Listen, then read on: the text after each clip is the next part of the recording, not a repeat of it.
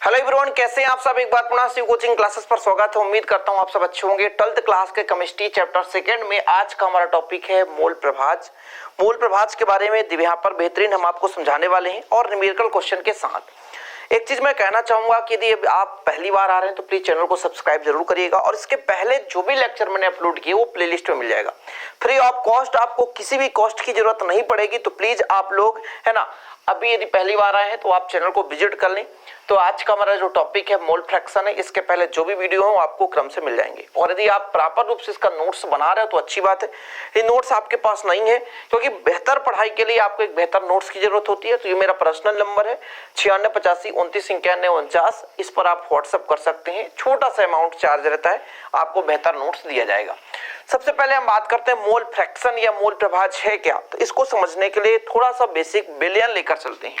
एक हमारे पास बिलियन है और बिलियन में 2 या 2 से अधिक घटक हो सकते हैं। देखो कुछ चीजें हैं जो बेसिक से लेकर चलना पड़ता है, तभी आपको समझा पाता हूं कि वास्तव में मोल प्रभाज है क्या या कोई भी नॉर्मलता फॉर्मलता जो भी है। तो ये हमारे पास एक पात्र है, इस पात्र में बिलियन भरा हुआ है और इस बिलियन में बच्चा लोग आपके पास 2 या 2 से अधिक घटक हैं। ये हमारा बिलियन है। क्या है? बिलियन है। मान के चलता हूं इसमें ए और बी 2 घटक है। एक आपका हो सकता है विलायक और दूसरा हमारा हो सकता है विलेय। 2 घटक है। मान के चल रहा हूं कि 2 घटक है और 2 से अधिक भी हो सकता है। ए बी सी 3 हम ले सकते हैं। ठीक, चलो अब मैं यहां पे थोड़ा सा समझाऊं कि जैसे हमारा बिलियन है, क्या है? बिलियन है। ये कितने घटक से मिलकर बना है? 2 घटक से मिलकर बना है। कौन कौन सा? एक तो आपका विलायक, एक तो आपका विलायक और दूसरा आपका विलेय। दूसरा आपका विलेय। थोड़ा समझिएगा थोड़ा सा, ठीक है। मैं कहना क्या चाह रहा हूं कि यदि बच्चा लोग इसके भार की बात करूं, मात्रा की बात करूं, तो जब भी हम मात्रा लेते हैं तो हम W से दर्शाते हैं। किससे दर्शाते हैं? W से दर्शाते हैं। विलायक को A से रिप्रेजेंट करेंगे, विलेय को B से रिप्रेजेंट करेंगे। बिलियन में 2 घटक लेकर चल रहा हूं, एक विलायक दूसरा विलेय। विलायक का मात्रा ज्यादा, विलेय का मात्रा कम। तो जिसकी मात्रा ज्यादा हमने A डिनोट कर दिया और विलेय को हमने B से रिप्रेजेंट कर दिया। भार की मात्रा W, तो जब हम विलायक की बात करेंगे तो WA और जब हम विलेय की बात करेंगे तो WB। यदि द्रव्यमान की बात आ जाएगी, द्रव्यमान, तो द्रव्यमान हमारा MA और यहां पर MB। और इन दोनों का यदि रेशियो निकाल दें तो हमारा मोल का संख्या निकल कर आता है। यदि NB निकालेंगे तो WB/MB और यदि NA निकालेंगे तो कितना हो जाएगा? WA/MA। ये आ गया आपका मोल। किसी भी पदार्थ के मोल की संख्या निकालना है, कितने मोल हैं, ठीक है। किसी भी पदार्थ जैसे NaCl हो जाएगा, H2O हो जाएगा, तो उनमें 2 चीज आपको ध्यान रखना पड़ेगा कि उसकी मात्रा कितना दे रखा है और बच्चा लोग उसका द्रव्यमान कितना है। जैसे H2O का द्रव्यमान हो जाता है 18। आगे ये कब समझ में आएगा? जब आप न्यूमेरिकल सॉल्व करोगे। तो ये हमारा निकल कर आ गया मोल की संख्या। तो किसी भी बिलियन में जितने भी घटक हैं उनका यदि मोल निकालना है, मोल की संख्या निकालना है, तो उसकी मात्रा और उसका मास यानी द्रव्यमान कितना है, 2 चीज हमको पता होना चाहिए। किसी भी बिलियन में किसी भी घटक का हो सकता है बिलियन में 1 से अधिक घटक हो सकता है बिलियन में 3 घटक हो, Na, Nb और Nc 3 घटक हो सकता है 4 घटक हो, तो Nd निकल आ जाएगा। इन सबका यदि हम मोल की संख्या निकालेंगे तो आपका WA/MA, सही बात है ना। विलेय का मात्रा बटे विलेय का अनुभार। फिर यहां पर प्यारे बच्चों B है तो WB/MB। ऐसे आपका WC/MC है ना, ऐसे WD/MD। ऐसे किसी भी पदार्थ का यदि मोल की संख्या निकालनी है तो यदि उसमें हमें 2 चीज पता है, कितना उसका मात्रा दे रखा है और उसका कितना अणुभार, कितना उसका द्रव्यमान है, इन दोनों का रेशियो आपका आ जाता है मोलों की संख्या। अब ये मोल की संख्या आपको कंसेप्ट तो क्लियर हो ही गया। अब मोल प्रभाज बता रहे सर मोल की संख्या कहां आ गए। जब तक हम इन चीजों को चर्चा नहीं करेंगे तब तक आप नहीं समझ पाओगे कि हम कैसे मोल प्रभाज निकालेंगे। ठीक है, चलो अब देखो अब मैंने कहा कि बिलियन में दो घटक हैं, एक हमारा A और दूसरा हमारा B। इनके मोलों की संख्या Na और आपका Nb।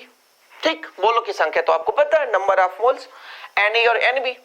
तब मोल प्रभाज निकालना चाहें यदि हम x, आपका मोल प्रभाज को x से दर्शाते हैं, XA भी निकाल सकते हैं और XB भी निकाल सकते हैं, क्योंकि दो घटक लेकर चल रहा हूं।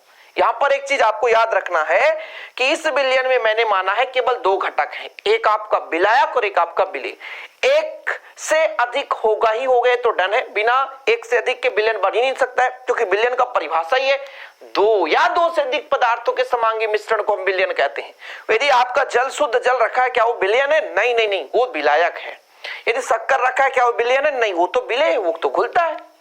तो भाई साहब बिलियन में एक से अधिक घटक होगा, तो मैंने कहा दो घटक है, तो इनका यदि मोल की संख्या पता है तो मोल प्रभाज कैसे निकालेंगे? जैसे हमें XA देके रखा है, तो XA में Na ऊपर, XB में Nb ऊपर, और नीचे जितना भी घटक है Na और Nb उन दोनों का योग Na प्लस Nb।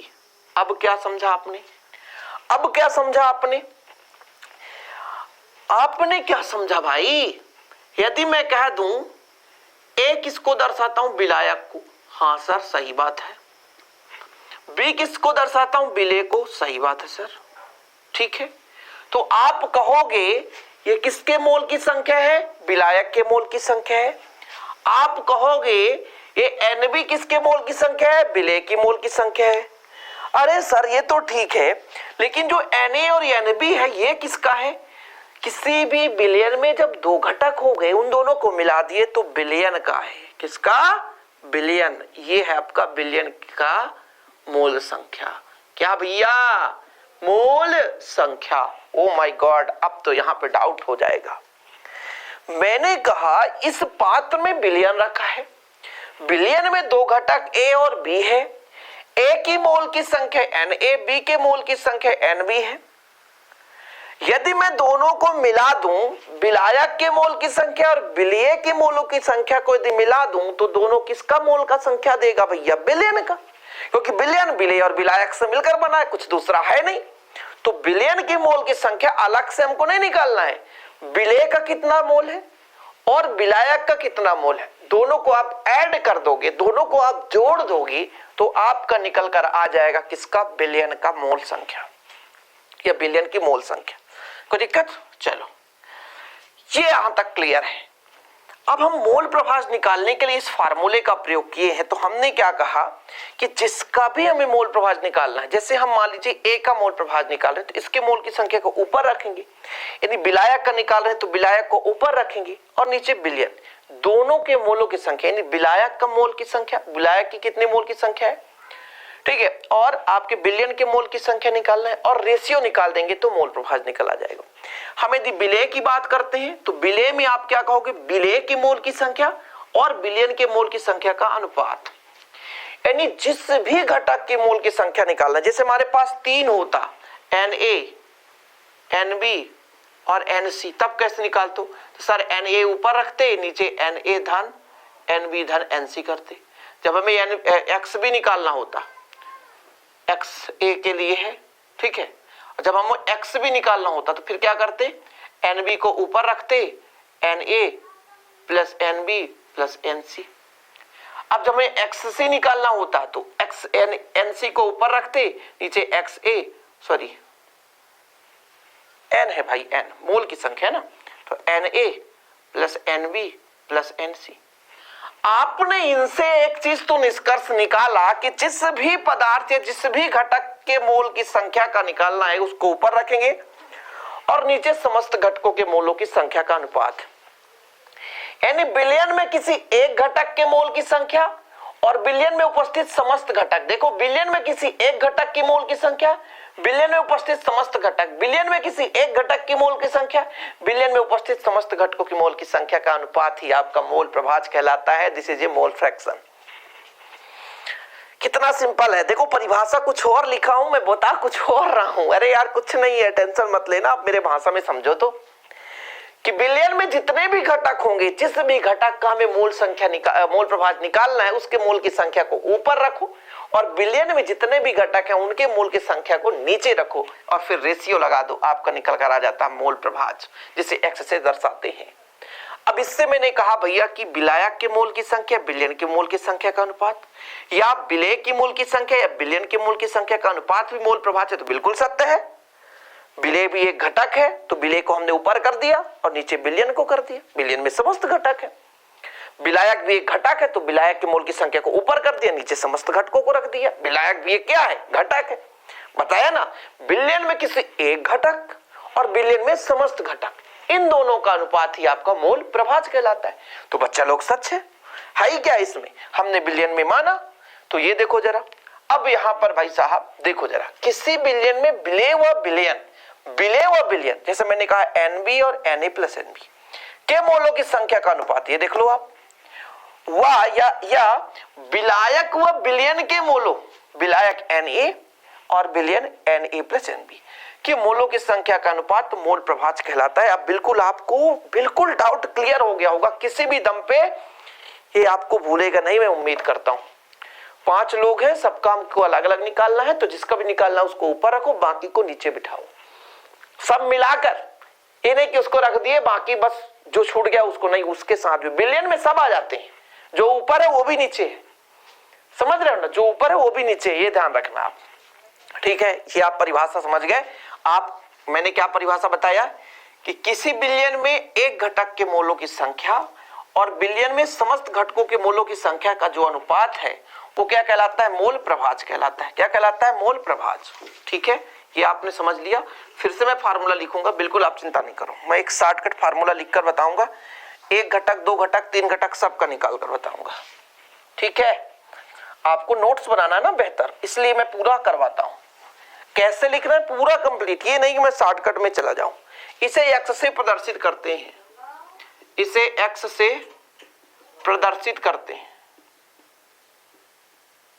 इसे एक्स से प्रदर्शित करते हैं। ठीक है, कोई दिक्कत? चलो, माना किसी बिलियन में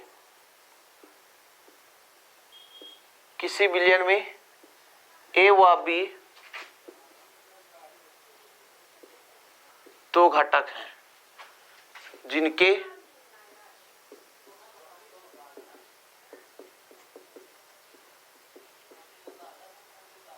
जिनके मोलों की संख्या एन ए व एन बी है, जिनके मोलों की संख्या एन ए व एन बी है, तब बच्चा लोग, तब मोल प्रभाज।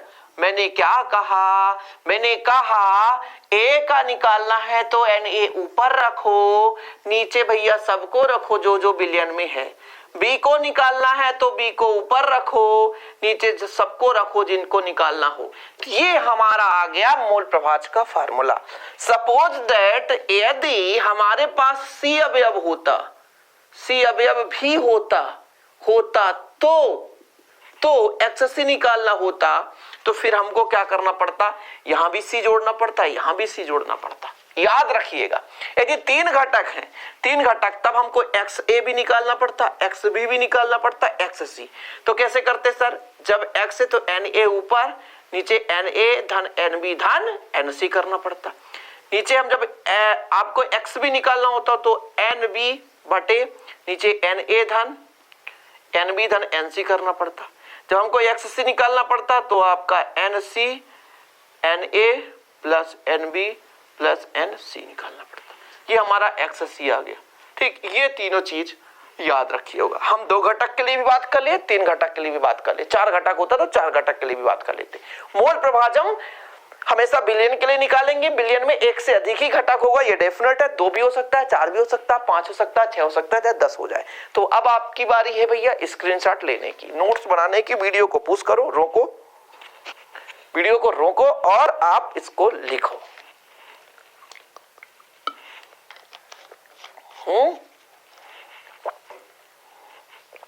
चलें आगे, हम बात करेंगे आंकिक प्रश्न की, हम बात करेंगे आंकिक प्रश्न की। चलो भाई साहब, डिजिटल बोर्ड होता, एक क्लिक करते आगे बढ़ जाते, है ना।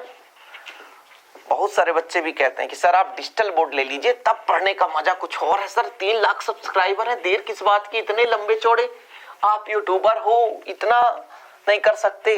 चलो कोई बात नहीं, आपकी भी मनोकामना पूरी होगी, बस आप लोग प्यार और सपोर्ट बनाए रखो। जब कोई पढ़ने वाला होगा तभी तो पढ़ाने आऊंगा, जब कोई पढ़ेगा ही नहीं तो डिजिटल बोर्ड लेकर क्या करेंगे भैया। डिजिटल बोर्ड लेकर क्या करेंगे जब कोई पढ़ने वाला नहीं होगा तो। अरे भैया ध्यान रखियो, बिल्कुल आप परेशान मत होना, ठीक, कोई दिक्कत। हाँ तो चलो सर न्यूमेरिकल क्वेश्चन कराओ जिसमें कुछ मजा आने वाला है। न्यूमेरिकल क्वेश्चन है मोल प्रभाज की, बड़ी खतरनाक क्वेश्चन है, कोई दिक्कत नहीं। 90 ग्राम जल में 4 ग्राम NaOH मिला है, क्वेश्चन है आपका, ठीक है। 90 ग्राम जल में, 90 ग्राम जल, जल मतलब H2O, क्वेश्चन को लिख लेता हूं। 90 ग्राम जल में विलायक देके रखा है 4 ग्राम NaOH, 4 ग्राम NaOH खुला है, विलेय भी देके रखा है, 2 ही घटक है। तो NaOH हुआ जल का, तो NaOH हुआ जल का, क्या निकालना भैया, मोल प्रभाज ज्ञात कीजिए। टन टना टन, देर किस बात की, सवाल सॉल्व करते हैं। कर लोगे, कर लो भाई। मैं यदि आपसे कह दूं H2O की मात्रा तो कहोगे सर 90 ग्राम, ठीक है। H2O का अणुभार, अणुभार तो फिर आपका होता है 18, ध्यान रखिएगा 18 कैसे आ गया। एक ऑक्सीजन का 16, हाइड्रोजन 2 है, एक हाइड्रोजन का 1 होता है, तो 16 2 18 हो गया। अब मैं यदि कह दूं H2O के मोल की संख्या, मोलों की संख्या कैसे निकालते हैं, मोलों की संख्या कैसे निकालते हैं बच्चा लोग।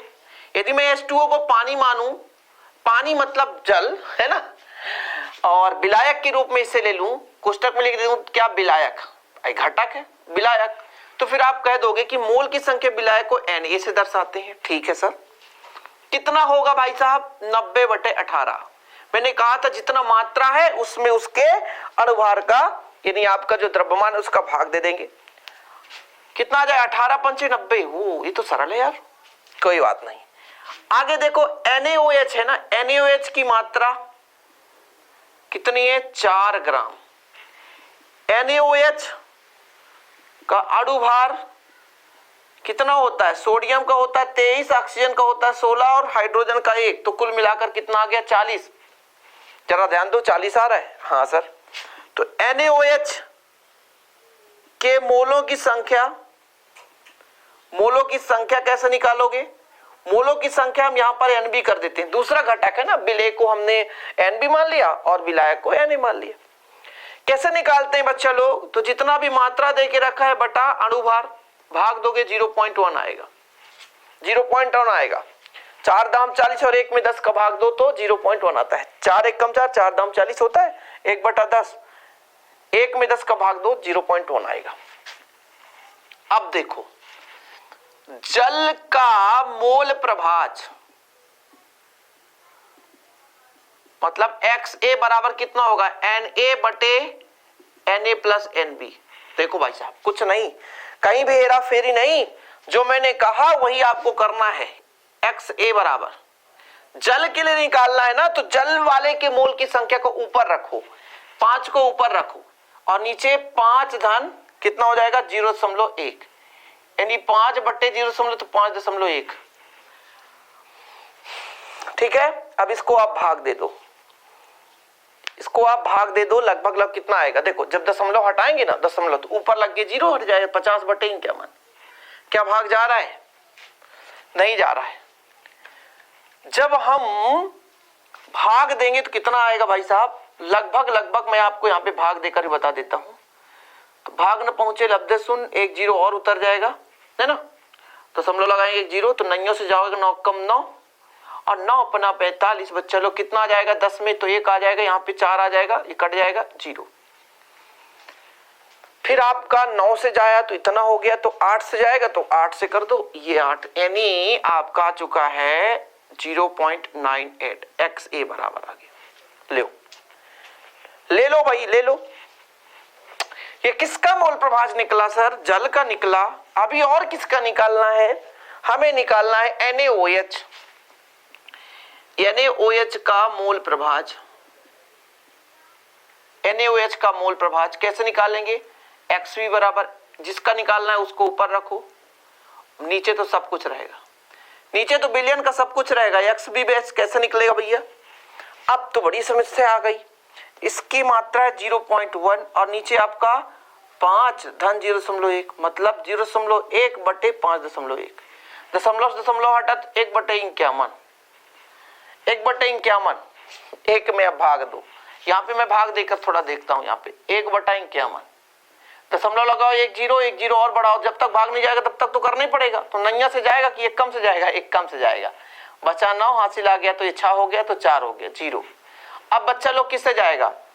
10 से तो जाएगा नहीं, नैया से जाएगा। हो, तो आंसर आ गया 0.091, XB आ गया। देखो भाग देकर भी बताता हूं। अब आप कह दोगे सर डायरेक्ट, मैं चाहो तो मैं देखकर डायरेक्ट कर दूं, मैं सॉल्व करके रखता हूं पहले से, बाद में दिक्कत ना हो। आंसर पहले से रखा रहता हूं भैया, किसका आंसर इतना आएगा, पूरा कैलकुलेट करके। पढ़ाने के पहले टीचर को भी एक थोड़ा सा रिवाइज करना पड़ता है कि हम आज क्या पढ़ाने वाले हैं। पता चला हम आ गए कुछ और पढ़ाने लग गए, सोच के कुछ और आते, कुछ गलत हो गया भैया तो एग्जाम में आपके नंबर कट जाएंगे। तो देर किस बात की भाई साहब, इस प्रश्न का आप लोग सॉल्यूशन कर लीजिए, स्क्रीनशॉट ले लीजिए। थोड़ा सा ये लेंदी होने ही वाला है क्योंकि आप पढ़ रहे हो मोल प्रभाज। क्या पढ़ रहे हो? मोल प्रभाज। ऐसे वैसे नहीं पढ़ रहे हो भाई साहब, कुछ बेसिक चीज भी पढ़ रहे हो, एक एक पॉइंट क्लियर होगा। एक फिर न्यूमेरिकल क्वेश्चन यदि आपको डाउट है ना तो कमेंट सेक्शन में बताना भाई साहब, जितना मैं करा रहा हूं उतना तो कर लो आप, एग्जाम में डेफिनेट यहीं से आने वाला है। आपसे यदि टाइप बनेगा तो आप कर पाओगे, यदि टाइप ही आपसे नहीं बन रहा तो फिर आप किस काम के? कुछ काम के नहीं।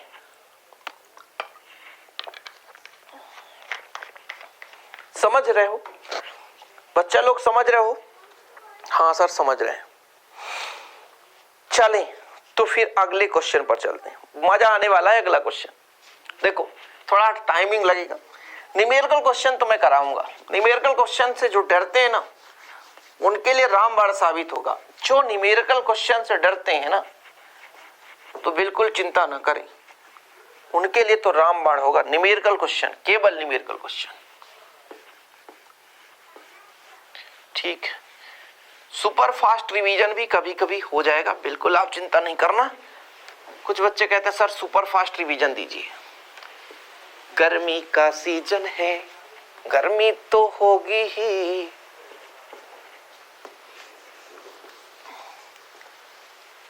थोड़ा बोर्ड व्हाइट बोर्ड है, थोड़ा टाइम लगता है, समझ रहे हो?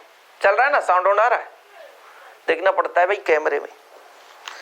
चलो अगला क्वेश्चन हम लिखते हैं, 12 ग्राम जल, 100 ग्राम एसिटिक अम्ल और 92 ग्राम एथिल अल्कोहल।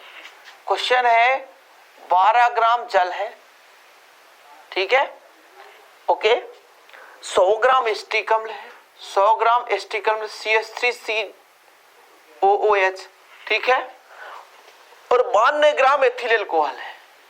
92 ग्राम एथिल अल्कोहल है, एथिल का मतलब CH3OH, ये तो मेथिल हो गया सर, एथिल का C2H5, ठीक है, C2H5OH। तो प्रत्येक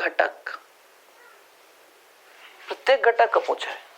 ओहो जल, तो जल का मोल प्रभाज ज्ञात करो। इस क्वेश्चन में हो सकता है जलबस पूछ दे, हो सकता है आपका एसिटिक अम्ल का पूछ दे, हो सकता है आपका एथिल अल्कोहल का, सबका मैं निकाल कर दिखाऊंगा। थोड़ा धैर्य रखना, मजा आएगा। 3 घटक हैं, 3 घटक हैं, देखिए होगा जरा, थोड़ा सा समझिए होगा भैया जी। इसको मैं मान लेता हूं A, इसको मैं मान लेता हूं B, इसको मैं मान लेता हूं C। 3 घटक है, ठीक है, कोई दिक्कत? चलो देखो जरा, जल का अणु भार बताओ, फटाफट बताना। जल का अणुभार, तो कहा सर 18। CH3COOH का अणुभार, चलो बताओ, कैलकुलेट कर लो। मैं अभी कैलकुलेट करके दिखाता हूं। 2 कार्बन है तो 2 कार्बन का 12 दूना 24, हाइड्रोजन 4 है तो 4, ऑक्सीजन 2 है तो 16 दूना 32, और जोड़ दो, 4 2 6 4 10 की शून्य, हासिल आपका 1 आ गया। 4 3 7 और 7 2 9, सही बात है क्या? 4 4 3 7 7 2 9 1 10, 100 आ रहा है यार, 100 आ रहा है। कहीं पे गड़बड़ है क्या? 100 कैसे आ जाएगा सर? 3 ये 4 जोड़ रहे हो, अरे यार 3 2 5 5 1 6 60 आ रहा है, ठीक, ये 60 आ गया। यहां से लोसिल जब सब गड़बड़ कर देते हो। C2H5OH का अणुभार कैलकुलेट करो, मैं अभी तक बताता हूं। कार्बन का आपका 2 तो 24 हो जाएगा, हाइड्रोजन 6, ऑक्सीजन 16, जोड़ दो, कितना आ जाएगा? 6 6 12 और 12 4 18, 6 6 12 12 4 16, ठीक है। और कितना हो जाएगा? तो 1 3 1 4 46, चलो 46 आ गया। ये तीनों का भी केवल अणुभार निकालो। क्या निकाला हूं? अणुभार। बनेगा ना? मैं इसलिए बता देता हूं कि दिक्कत ना हो सके। अब देखो जरा, मात्रा देके ही रखा है, ठीक है। जल की मात्रा कितना भैया? 12 ग्राम। CH3COOH की मात्रा कितनी है भैया? 100 ग्राम। C2H5OH की मात्रा कितनी है भैया? 92 ग्राम। तो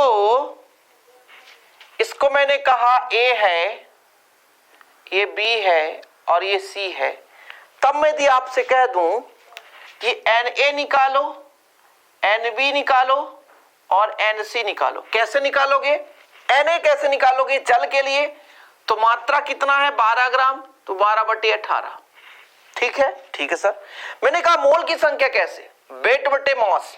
इसका वेट आपका 100 ग्राम, मास आपका 60, इसका वेट आपका 92, मास कितना? 46।